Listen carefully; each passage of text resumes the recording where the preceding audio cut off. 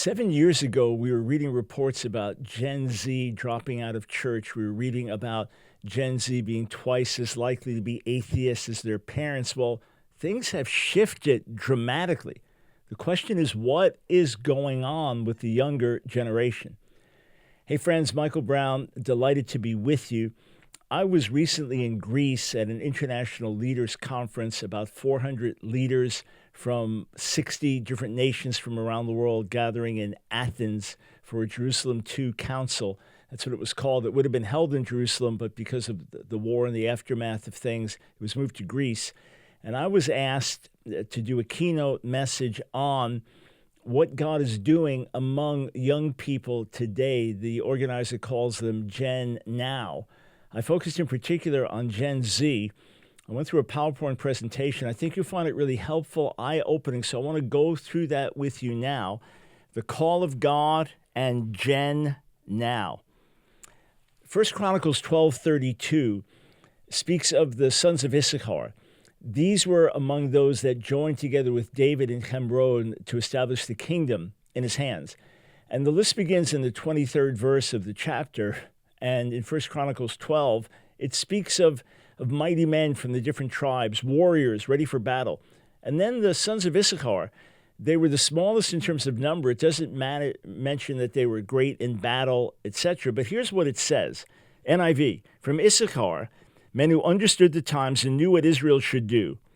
Or in the NJV, of the Issacharites, men who knew how to interpret the signs of the times to determine how Israel should act. In Hebrew, Yodei Vinah, the Itim, which is literally knowers of understanding for the times, Ladat Maya Se Israel, to know what Israel should do.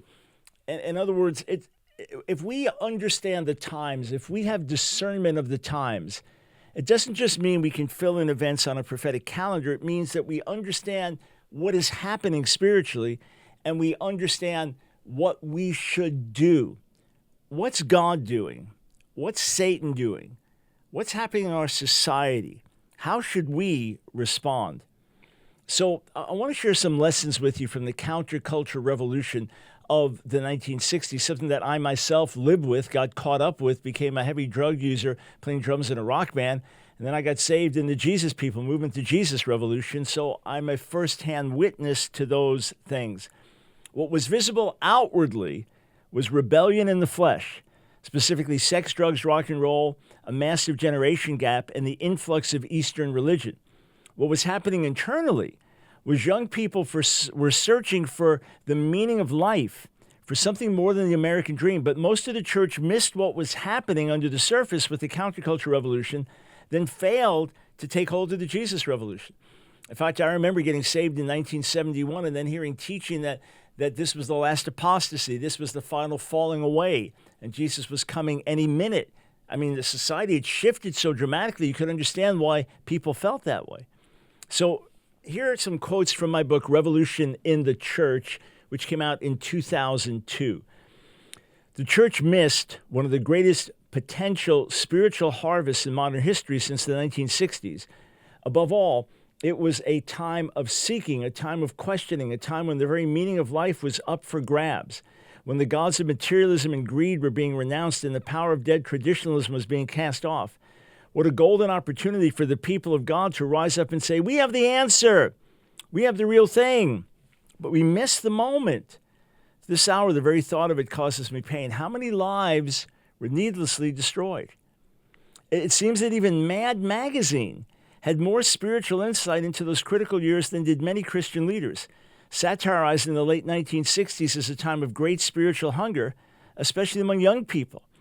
The April 1968 edition of Mad featured Alfred E. Newman on the cover, as always, pictured as a hippie, surrounded by the words, turn on, tune in, drop dead. Of course, the words from Timothy Leary were turn on, tune in, drop out. True to form, this particular issue contained a mock new periodical called Hippie, the magazine that turns you on. And Hippie was actually aware of the signs of the times. Among the headline articles, again, this is Mad, a satirical magazine, a sarcastic magazine, kind of mocking and exaggerating what's happening in the culture. Among the headline articles was, what to do about God after you finally find him. Well, hippies classified ads included young male hippie, leaving for India to find God, desires young female traveling companion in case I don't connect, and looking for God? I will tell you where to find him. No kidding. I know where he's at and who he is. $1 gets this information, your money back in 7 days if you're not completely satisfied with him. Other ads pointed to Eastern spirituality, including mountains for both meditation and sexual adventures, along with cures for hernias by sitting in the lotus position. How accurately this parodied the spiritual journey so many young people were on. Man even had the insight to recognize how many Jewish seekers there were in that 1968 generation, creating hippie names such as Mohammed Tishman, so Muslim and Jewish, right? Zen Rappaport and Shah Birnbaum, and featuring a counseling column by Abba Ben Adam. This is Mad Magazine, which is Hebrew for Father, Son of Man, a mystic, a seer, a prophet, a poet, a freethinker, and an aluminum storm door salesman, the latter, of course, to provide an income. One of the questions posed to him came from Rattled, living in Chicago. Dear Abba, I'm approaching 30, and I still haven't found God. Man, I'm getting uptight over it. How and where can I find him? Abba replied, Dear Rattled, don't lose your cool. I'll tell him you're looking for him the next time I see him. Do you grasp the significance of all this? Again, quoting from my book, Revolution in the Church. The spiritual search of these young people was so obvious that Mad Magazine could satirize it in the silliest terms. Yet God's people hardly recognized just how ripe these radical seekers were, failing to present to them a radical Jesus, in other words, the Jesus of the New Testament rather than the Jesus of the traditional church. In just a few short pages, Mad Magazine made reference to hippies trying to find God 4 separate times, yet those who knew him did precious little to make him known. Evangelist Tom Skinner, 1970. I'm convinced America is at her crisis hour. Revolution is inevitable. It's just a matter of which faction is going to prove strongest and will win out in the end. I believe most Americans are so apathetic that they will just sit back and go to whoever wins the struggle. So, what about Gen Z? What is a right and wrong reading of Gen Z? The church did not see the spiritual search in the midst of the counterculture revolution. People like Chuck Smith that recognized what was happening with Calvary Chapel and embraced the young people coming in, the hippies that you've seen in the Jesus Revolution movie that Greg Laurie put out, that shows how this church, whoa, hippies all coming in, what do we do with it? They recognize, okay, God's doing something. Something's going on here. Many churches did not recognize what was happening in the counterculture revolution or in the Jesus revolution. So what about Gen Z? So here's the negative. Atheism doubles among Gen Z. Yeah, this is a headline from George Barna, January 24th, 2018. Atheism doubles among Gen Z. More than any other generation before them, Gen Z does not assert a religious identity. They might be drawn to things spiritual, but with a vastly different starting point from previous generations, many of whom received a basic education on the Bible and Christianity. And it shows. The percentage of Gen Z that identifies as atheist is double that of the U.S. population. Wow. And look at social justice issues. Where does Gen Z or the young generation land? They're all in on Antifa, all in on BLM. And as always, we distinguish BLM from the truth that every black life matters, BLM being a radical Marxist movement. Gen Z on the wrong side of transgender activism. Gen Z on the wrong side of same-sex so-called marriage. And then December 17th, 2023, so barely 2 months after the October 7th massacre in Israel, poll. Most young Americans think Israel should be, quote, ended and given to Hamas. Majority of all respondents support Israel, but results from 18 to 24 age groups show majority think IDF campaign genocidal, while saying calls for genocide of Jews are legitimate. Extraordinary. You think, wow, this is messed up. Gen Z's in terrible trouble. And the needs obviously are great. But let's keep going. Let's look at this through a different lens. Let's try to be sons of Issachar and understand the times and understand how we should respond. Gen Z, the young generation, has a heart for justice, has a heart for the outsiders and the marginalized, has a real desire for authenticity. So if you take the empathy of Gen Z that causes them, say, to side with the trans kid at school, the kid who identifies as trans, you take empathy plus truth, now you have compassion. If you take their passion for justice and join it with a biblical worldview, you have kingdom zeal. If you take their skepticism towards established religion plus gospel revelation, it'll bring a massive harvest of souls. Do you grasp this? You can start with them and say, it's great that you have a heart for this, but let me show you the bigger picture. And here's another matter, that they have suffered and died, literally died, suicides, as a result of cancel culture. They will thrive and live as a result of the gospel of reconciliation. A younger colleague put it to me like this: a generation that lives on gossip and scandals will be brought to repentance and walk in awe and reverence of the Lord.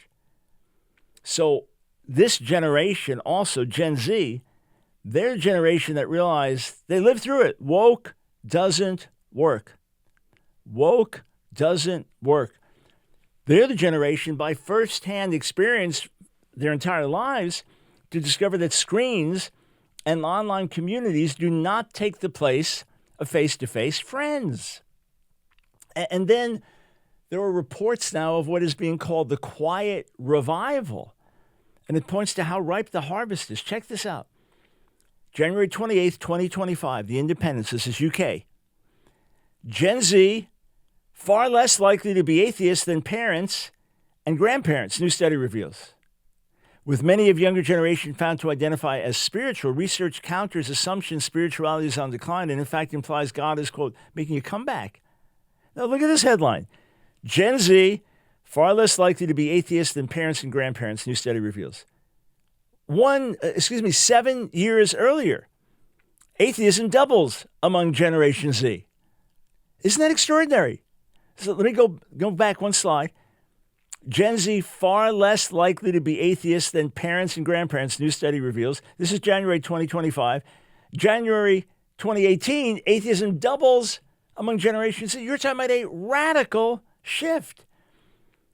The quiet revival. Gen Z leads rise in church attendance. Church decline in England and Wales has not only stopped, but the church is growing as Gen Z leads an exciting turnaround in church attendance. Co-author of The Quiet Revival, Dr. Rhiannon McCallier, says the report shows that what people believe about church decline is no longer true. Quote, these are striking findings that completely reverse the widely held assumption that the church in England and Wales is in terminal decline, she said. While some traditional denominations continue to face challenges, we've seen significant broad-based growth among most expressions of church, particularly Roman Catholicism and Pentecostalism. There are now over 2 million more people attending church than there were 6 years ago. And you look at these charts, so the average attendance went from 8% up to 12%.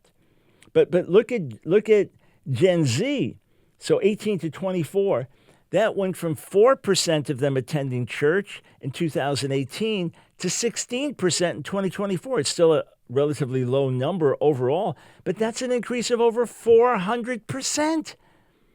And then slightly older generation, 25 to 34-year-olds, so into the millennials now, they went from 4% up to 13%.